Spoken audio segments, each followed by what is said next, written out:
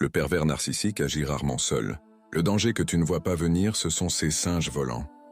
Et à la fin, je vais t'expliquer pourquoi il est nécessaire de t'éloigner de son entourage pour te protéger. Mais qui sont-ils et pourquoi existent-ils?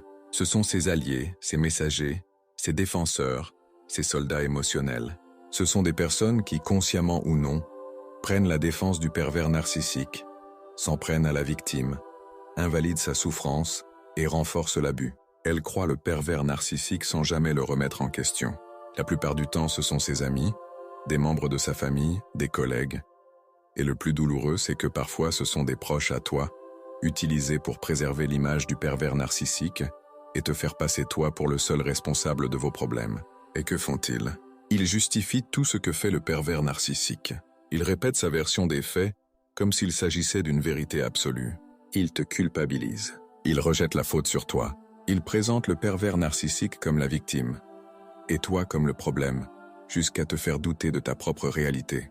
Il te pousse à lui pardonner, à minimiser ses actes, te disent que tu exagères, que tu devrais faire des efforts et penser aux enfants si tu en as, et lorsque tu commences à ouvrir les yeux, ils t'attaquent. Ils servent d'intermédiaires pour prolonger la manipulation et maintenir le contrôle du pervers narcissique, parfois sans même se rendre compte qu'ils sont instrumentalisés comme de simples pions. Et pourquoi existe-t-il? Parce que le pervers narcissique a besoin d'un public, des applaudissements, de la loyauté, une validation extérieure. Les singes volants prennent en charge ce que le pervers narcissique ne veut pas faire directement. La manipulation sociale, la pression morale, le jugement collectif. Lui détruit en silence à travers ces singes volants, pour ne pas se salir les mains. Eux détruisent à sa place. Ainsi, il protège son image et peut continuer à se faire passer pour la victime. Cela ne signifie pas que les singes volants sont toujours malveillants, et il est important d'en être conscient. Parfois, ils sont aveuglés par le charme du pervers narcissique. Parfois, ils dépendent financièrement ou émotionnellement de lui. Parfois, ils ont peur de devenir sa prochaine victime. Et parfois, ils préfèrent croire sa version, car affronter la réalité serait insupportable. Ils sont là parce qu'il est plus simple de défendre une personne abusive que d'accepter sa vraie nature.